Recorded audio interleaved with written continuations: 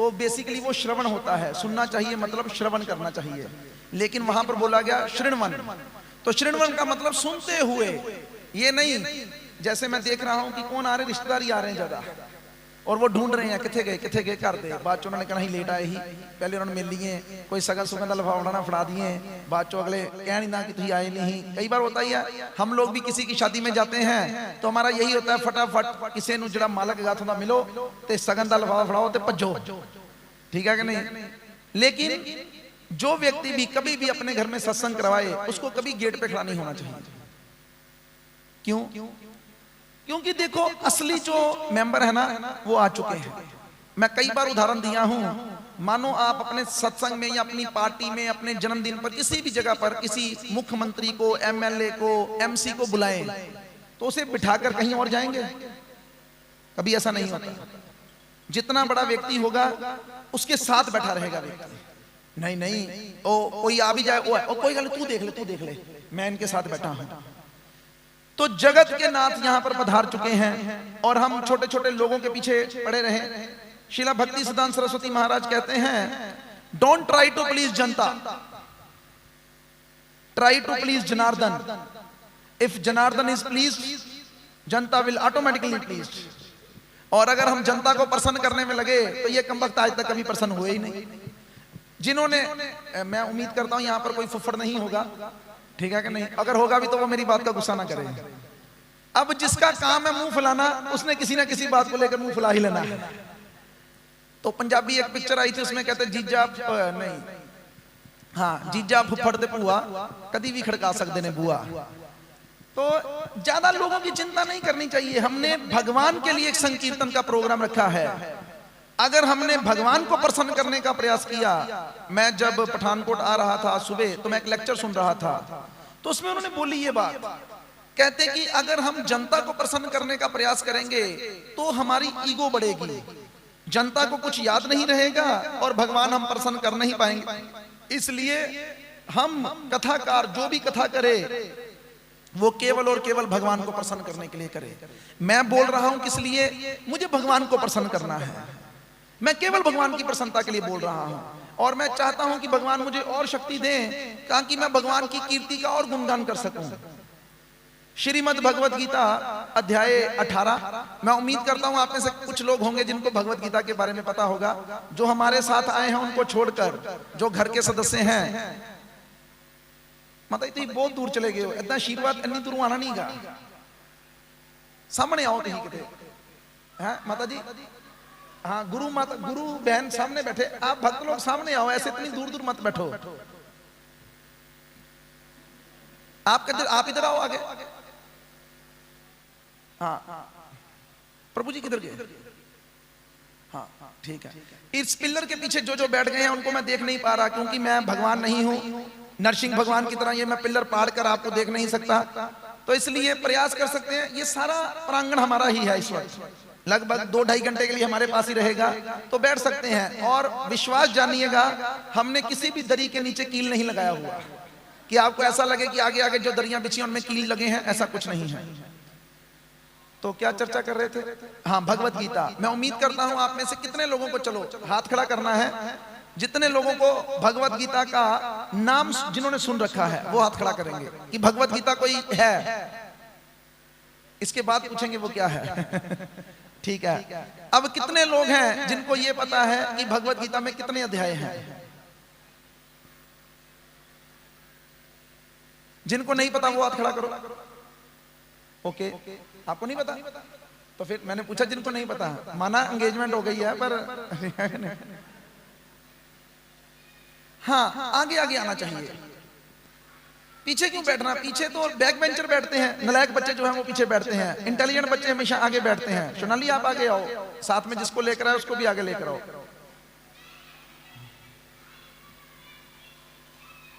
हरे कृष्ण। तो भगवत गीता में जिन्होंने हाथ खड़ा किया उनको नहीं पता, उनके लिए कम से कम आज कुछ तो है। तो भगवत गीता में कितने अध्याय हैं? जिन्होंने हाथ खड़ा किया था बताएंगे कोई? हाँ जी, पीछे से। हाँ जी माता, कितने अध्याय हैं भगवत गीता में? थोड़ा ऊंची बोल सकते हैं। 18 अध्याय हैं। कितने अध्याय हैं? 18 अध्याय हैं। और श्लोक कितने हैं? 700 श्लोक हैं। बच्चों को पता, देखो हमने अपने ये छोटी छोटी सेना को सिखा के, आपको भी पता है आपको 700 नहीं, 700 श्लोक वो श्रीमद् भागवतम में है। ये जो मैंने हाथ में पकड़ के रखी है ना, ये इसमें 18,000। बैठिए, बैठ के बात कर सकते, बैठिए।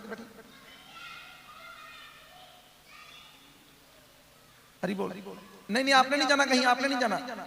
हरि बोल, आप जाओ। फड़ के ले और बुद्धि में फड़ के ले और 2-4 नो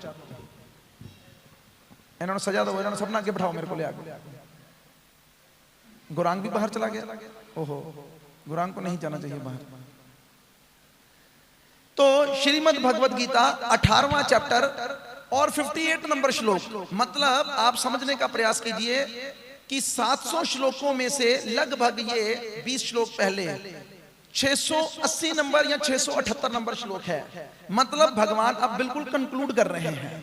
700 श्लोक भगवान ने बोले हैं, उनमें से अंतिम 10 जो हैं वो संजय ने ही बोले हैं। इसका मतलब भगवान अपनी बात जो है इस श्लोक को बोलने के लगभग 10 श्लोकों के बाद खत्म कर दिए बात को, या 12 श्लोकों के बाद।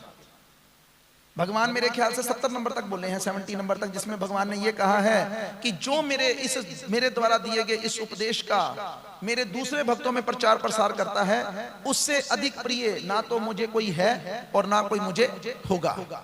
लेकिन इस 58 नंबर श्लोक में भगवान क्या कहते हैं? इसमें भगवान कहते हैं, मच्चिता सर्व दुर्गानी,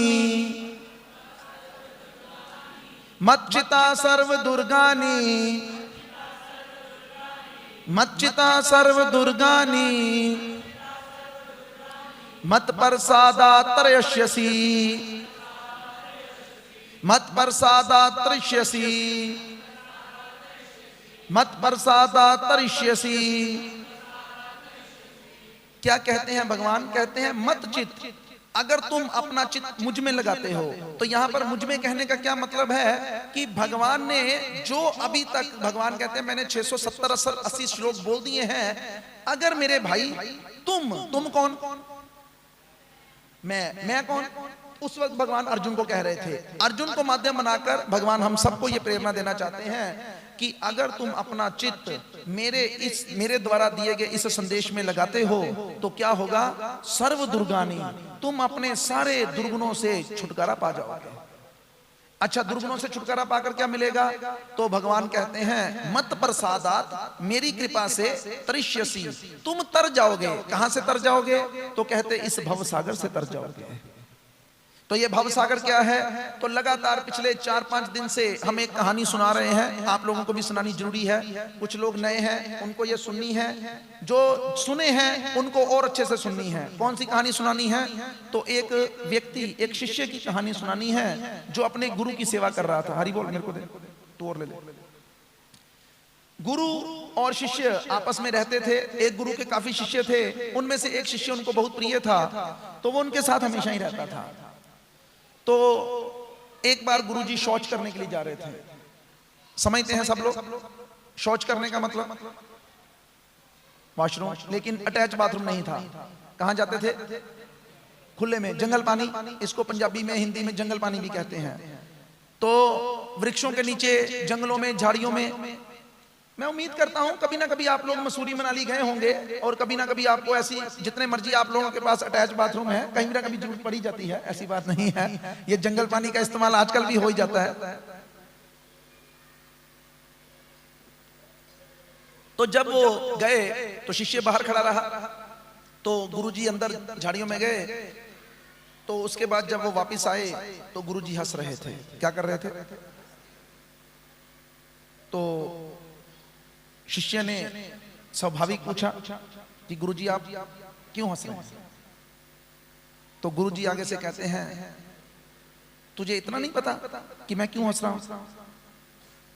अगर तुझे इतना नहीं पता कि मैं क्यों हंस रहा हूं तो फिर तू कहेगा शिष्य, get out from here.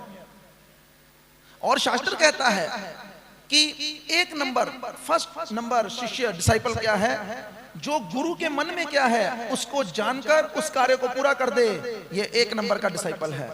2 number का कौन है? जो गुरु कहे उसे हंसते हंसते पूरा कर दे। 3 नंबर का कौन है? जो गुरु कहे तो उसे बुझे मन से कर दे, लेकिन जो करे ही ना तो वो डिसाइपल नहीं है। उसी प्रकार कहते हैं पुत्र भी इसी प्रकार से होते हैं। सबसे बढ़िया पुत्र कौन है? जो पिता के मन की बात को जानते हुए पिता की इच्छा को पूरा कर दे। 2 नंबर, जो पिता कहे हंसकर करे। पिताजी ने कहा बेटा पानी ला दे, हाँ जी हाँ जी पिताजी। 3 नंबर, पिताजी ने कहा पानी ला दे, पिताजी की यार तू हर वेले कुछ ना कुछ कहते रहते, लो फड़ो पानी, लो, पता नहीं कितनी प्यास लगती तानू, फिर भी है। अच्छा, जो आज्ञा ही ना माने वो कौन सा पुत्र है? तो कहते वो पुत्र ही नहीं है। शास्त्र इतनी गहराई में बात करते हैं जिसका हिसाब ही नहीं। हम कभी कभी रुक जाएं, झुक जाएं, शर्मा जाएं बोलने से पहले, लेकिन शास्त्र नहीं शर्माता। शास्त्र बिल्कुल नहीं शर्माता। और प्रभुपाद जैसे संत तो बिल्कुल नहीं घबराते। प्रभुपाद जी फॉरेन में थे तो किसी ने कहा कि प्रभुपाद ऐसी बातें मत बोलो, ये अमेरिका है। और कहते मैं यहाँ अमेरिका को बदलने आया हूं, अमेरिका की तरह बनने नहीं आया। डरना नहीं चाहिए भगवान की बात बोलने से पहले। कई बार लोग डरते हैं, ओए चुप चुप चुप, इतने नहीं कुछ कहना, इतने नहीं कुछ कहना। क्यों नहीं कहना? हम कोई गलत बात बोल रहे हैं, भगवान की चर्चा कर रहे हैं, डरना क्यों हुआ? तो क्या बात कर रहे थे? पुत्र। तो कहते कि जो पिता की आज्ञा का पालन ना करे वो पुत्र है ही नहीं। तो वो क्या है? कहते वो मूत्र है। क्या है? और आगे एक लाइन लिखते हैं, उस लाइन को पढ़कर मेरे अंदर इतनी ज्यादा, मैं कहा बिल्कुल सही, आज की डेट में पुत्र पैदा ही नहीं हो रहे। कहते पुत्र और मूत्र एक ही स्थान से निकलता है, इसलिए आजकल की डेट में ज्यादातर मूत्र पैदा हो रहे हैं। आप देखिए, कोई भी व्यक्ति अपने आप को, अपने बच्चे को पुत्र कहता ही नहीं। क्या कहता है? मेरा लड़का है। बड़ा सुंदर गुरु महाराज एक दिन समझा रहे थे। कहते असल में पुत्र का मतलब क्या है? पुत्र। जो पू नामक नरक से माता पिता का, जो पूर्वज है उनका उद्धार कराए, वो है पुत्र। लेकिन आजकल को पुत्र चाहता ही नहीं। आजकल क्या चाहते हैं? लड़का और बेटा। तो लड़का मतलब जो लड़ाए, नाम ही लड़का, तो लड़ाएगा, बंटवारा कराएगा। बेटा मतलब जो बंटवारा कराए। तो आजकल लोग यही चीजें चाहते हैं, पुत्र नहीं चाहता कोई भी। इसलिए जो समझदार हैं, जैसे जो अभी यंग जनरेशन है, जिन्होंने अभी शादी करनी है, वो पुत्र पैदा करें, बेटा ना पैदा करें, लड़का ना पैदा करें। वो क्या पैदा करें? वो पुत्र पैदा करें। लेकिन अब मुश्किल यही है कि पुत्र पैदा करने के लिए कुछ संस्कार होते हैं। जैसे गौरव प्रभु का पुत्र गौरांग प्रभु। देखो, ऐसा पिता होना चाहिए, सच में ऐसा पिता होना चाहिए जो क्या करे, अपने पुत्र का भी उद्धार सोचे और अपना भी उद्धार सोचे। इन्होंने अपना कैसे उद्धार सोच लिया? बेटे का नाम गौरांग रख दिया है। अब ये दिन रात उसको गौरांग गौरांग गौरांग गौरांग, और गौरांग उसका नाम थोड़ा है, गौरांग तो भगवान का नाम है। तो इनका उद्धार तो निश्चित हो गया। और ऐसा बाप मिलने पर बेटे का उद्धार निश्चित हो जाएगा। और ऐसे बेटे और बाप, उसके कारण दादा भी भीड़ में से निकल जाएगा, दादी भी निकल जाएगी, मासी चाचियां ताइयां सब निकल जाएंगे भीड़ से। लेकिन उसके लिए हमें भी तो कुछ करना पड़ेगा। जैसे इन्होंने केवल इतने लोगों को थोड़ा बुलाया सत्संग में, इन्होंने टाइम रखा 4 से 6 का। हमने कहा 4 से 6 ही करेंगे, लेकिन जनता बड़ी कठोर है। आप 4 से 6 कहेंगे कोई आएगा ही नहीं। 3 से 5 कहो, लोग 5:15 बजे तक आ जाएंगे। कम से कम 45 मिनट तो सुन ले, क्योंकि लोग आते हैं खत्म होने के बाद। सीधी सी बात है, अभी इतने लोग थोड़ा बुलाए होंगे, और भी आने वाले होंगे। आप तो सच्चे रिश्तेदार लगते हैं जो पहले आ गए। बाकी सब कहने को यही होंगे, नहीं नहीं हम तो सच्चे हैं, वो बस खाना पूर्ति करने के लिए आते हैं, हाँ सगन देने के लिए या कुछ करने के लिए, बात ठीक है। लेकिन बेसिकली उस बच्चे को पैसों की नहीं, उस बच्चे को आशीर्वादों की जरूरत है। तो अब हुआ क्या कि उसने कहा कि अगर तू ये जान नहीं सकता तो दफा जा यहां से। तो वो भी अच्छा शिष्य था, उसने प्रणाम किया और वो चला गया। अभी प्रणाम किया चला गया, तो जब वो आगे बढ़ा तो कोई और संत उसको मिले, उन संतों को प्रणाम किया और संतों ने प्रणाम करके पूछा, हाँ बेटा। कहते महाराज एक प्रश्न है। हाँ पूछो। महाराज मेरे गुरुजी शौच करने गए सी, तो वो वहां से आए वापस तो हंस रहे थे। क्यों हंस रहे थे? उसने एक खींच के चांटा मारा। कहता कोई भगवत प्राप्ति का प्रश्न पूछ कि मैं कौन हूं, मैं शिष्य हूं, मैं क्या हूं, मैं भगवान को कैसे जानूं। तेरा उसने पंजाबी में, कई बार मैं पंजाबी भी बोलता हूं, आपको समझ लगती पंजाबी? ठीक है। तो मैंने कई बार एक दो बार बोला, मैं क्या हूं टट्टी करने गया तो सानू की लेना देना है, दस वो से रोए मैनू की चल बजा दो चपेड़ा मारियां तो वो बेचारा क्या करता, आगे गया तो और कोई मिला, उससे भी यही प्रश्न किया, उसने भी डांटा। ऐसे करते करते कितने लोगों के पास वो मिलता गया, कोई किसी ने सवाल का जवाब नहीं दिया। असल में उनको खुद नहीं पता था बेचारों को। ऐसे ही होता है, हमारे घर में कोई बच्चा आकर हमसे पूछे, मम्मी मम्मी की ले आए ने, ए हाथ ऐदा करके रोते, चुप कर, मैनू की पता की ले आए ने। अगर जिसको पता होगा वो बताएगा कौन है, वो बताएगा कि बेटा ये भगवान का ऐसा स्वरूप है जो बाहें फैलाकर हम लोगों को बुला रहे, आ जाओ भाई आ जाओ, कब के बिछड़े हो, अब तो आ जाओ हमारे पास वापस। लेकिन एक हम कम वक्त हैं कि आना ही नहीं चाहते। जगन्नाथ भगवान तो हम लोगों को पुकार रहे हैं, आ जाओ, बड़ा हुआ, लेकिन नहीं, अभी हमारा मूड नहीं बन रहा। ऐसे करते करते वो काफी लोगों के पास गया, तो अंत में पहुंचा एक व्यक्ति के पास, गुरु के पास।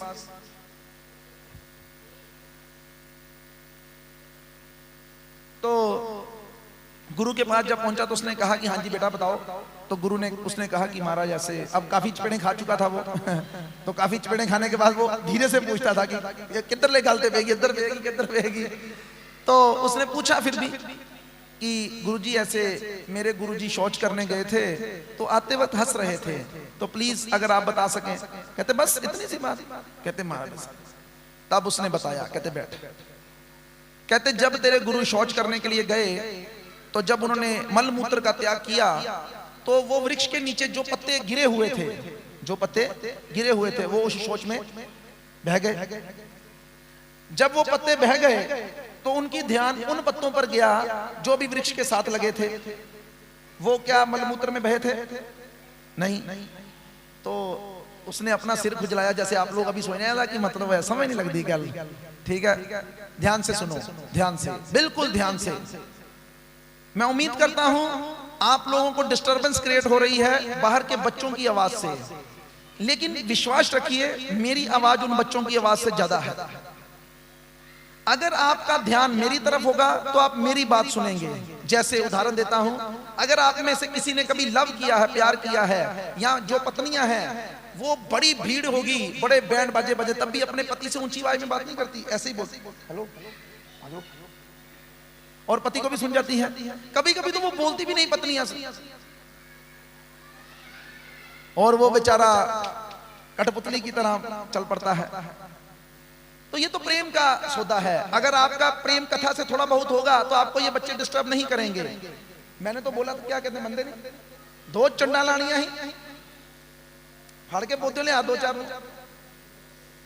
अच्छा दो ले, अच्छा एक दिन लेके ले चलिया कहना मैं नहीं मार सकता मैं विनम्र हृदय का सारे ने फड़ के ले आओ, रस्सी पा के ले आओ इन्होंने उधर।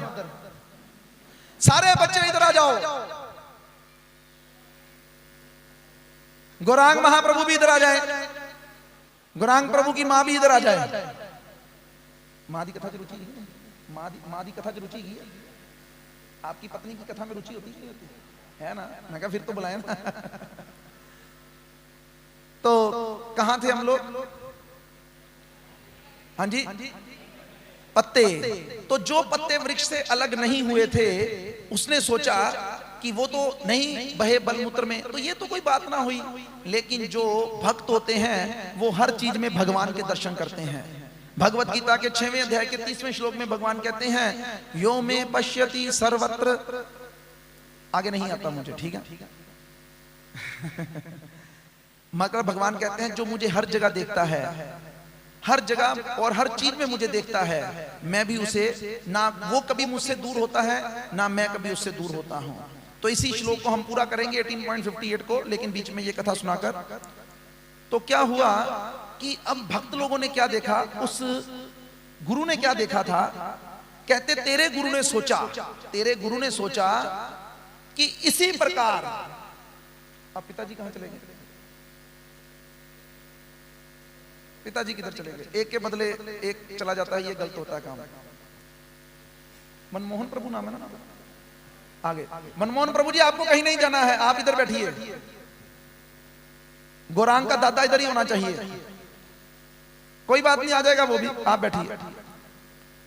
तो कहते तेरे गुरु ने सोचा कि जो लोग, जो जीवात्माएं भगवान के साथ जुड़ी हैं वो तो ठीक हैं, जो भगवान से अलग होकर गिर गई हैं वो कहां बह गई हैं? वो मलमूत्र में बह गई हैं। क्या मतलब है इसका? इसका मतलब होना चाहिए ना, हम कोई मलमूत्र में बह रहे हैं? अरे हम सब मलमूत्र में तो बह रहे हैं। कहां से जन्म लिया है? तो फिर वो मलमूत्र की थैली नहीं है? जिस रास्ते से हम सब का जन्म होता है वो मलमूत्र का तो स्थान है। ध्यान से सुनो इस बात को, जो लोग पहली बार इस कथा को सुन रहे हैं। उस गुरु ने क्या सोचा कि जो जीवात्माएं तो भगवान के धाम में हैं वो तो सुरक्षित हैं, लेकिन जो भगवान के धाम से नीचे गिर गई हैं वो कहां बह रही हैं? वो मलमूत्र में बह रही हैं। अरे भाई, हम सब लोग मां की गर्भ से आए हैं, मलमूत्र का स्थान है वो। और हम लोग, इतनी हैरानी की बात है, इस जीवन के बाद भी ऐसे ही किसी मलमूत्र में जाने की तैयारी कर रहे हैं। 84 लाख योनियों में हैं। जब तक हम भगवत धाम नहीं पहुंच जाते, दोबारा उस वृक्ष के साथ नहीं लग जाते, तब तक हम इसी प्रकार मलमूत्र में बहते रहेंगे, बहते रहेंगे, बहते रहेंगे। और हैरानी की बात यह है, सुनने में बुरा लगता है ना, और हम मानने को भी तैयार नहीं थे कि नहीं नहीं, हम तो मलमूत्र में नहीं बह रहे। अरे मलमूत्र से तो बह के आए हैं। ये थोड़ी देर के लिए जीवन में कपड़े डाल लिए अच्छे, और अब सोच रहे हैं क्या 2 दिन नहाओ ना 2 दिन नहाओ ना तो इस शरीर से दुर्गंध ही आती है। रोज सेंट लगाने पड़ते हैं नए नए, गुची फूची टूची। इसलिए जो समझदार होंगे वो क्या करेंगे? इस मलमूत्र के बहाव से अपने आप को बचाने का प्रयास करेंगे। और ये मनुष्य जन्म इसी कार्य के लिए मिला है कि भाई जागो, जीव जागो, जीव जागो, गोरा चांद बोले। भगवान हमें समझाने के लिए आए हैं कि भाई ये मनुष्य जन्म मिला है सोच विचार करने के लिए। अब यहां पर 100 कुत्ते बिठाए जाए, कितने चुप करके बैठेंगे? अगर वो चुप करके बैठ भी जाए कम वक्त, इतनी आवाज तो करते ही रहेंगे। और फिर अगर मैं उन कुत्तों से कहूं कि बोलो हरे कृष्णा, बोलेंगे। लेकिन अगर मैं आप मनुष्यों से कहूं कि सब लोग हाथ ऊपर करेंगे और बोलेंगे पीछे हरे कृष्णा, हरे कृष्णा, कृष्णा कृष्णा हरे हरे, हरे राम, हरे राम, राम राम, हरे हरे। तो ये मनुष्य कर सकता है ये कार्य। आप लोगों को नहीं पता है कि आपने क्या किया है, लेकिन एक बात मैं आपको गारंटी के साथ कह दूं, आपने अपना एक खाता जो यमराज के पास चल रहा था उसको डिलीट कर दिया है। हमारे गुरु महाराज कहते हैं कि हम सब लोगों का एक खाता यमराज के पास चल रहा है और हमें जीते जी उसे रद्द कर देना चाहिए। कैसे रद्द होगा? तो वो बताते हैं, इतना जप कर, ऊंची बोलो,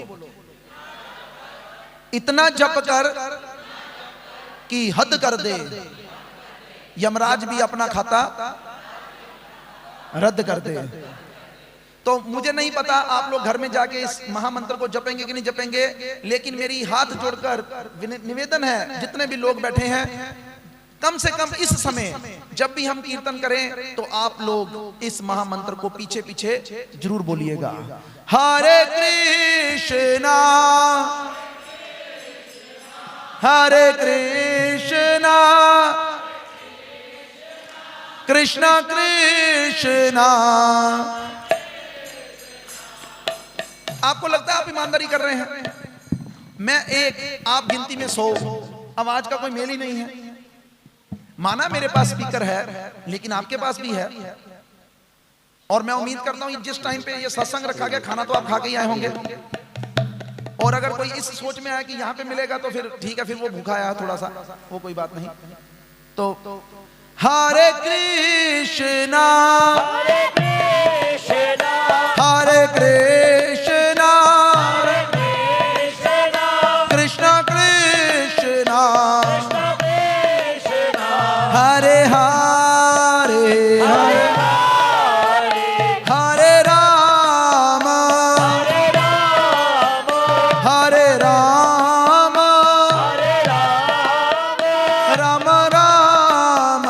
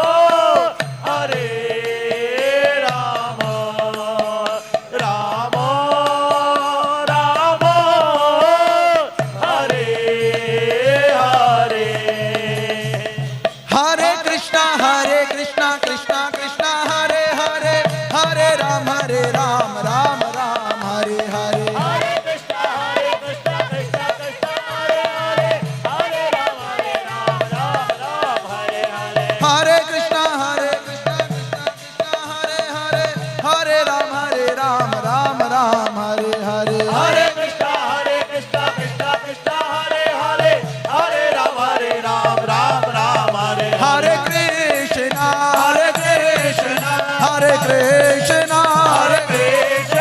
कृष्णा कृष्णा हरे हरे, हरे राम हरे राम राम राम हरे हरे,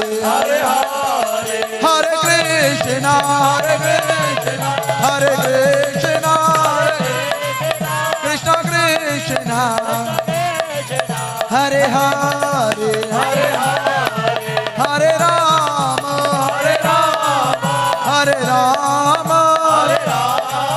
राम राम हरे हरे।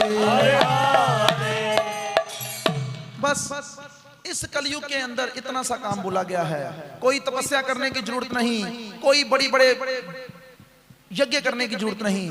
कहीं पे भी बैठे हो, इवन टॉयलेट में भी बैठे हो, बाथरूम में भी बैठे हो, अपने हृदय के अंदर इस नाम का जप कर सकते हो।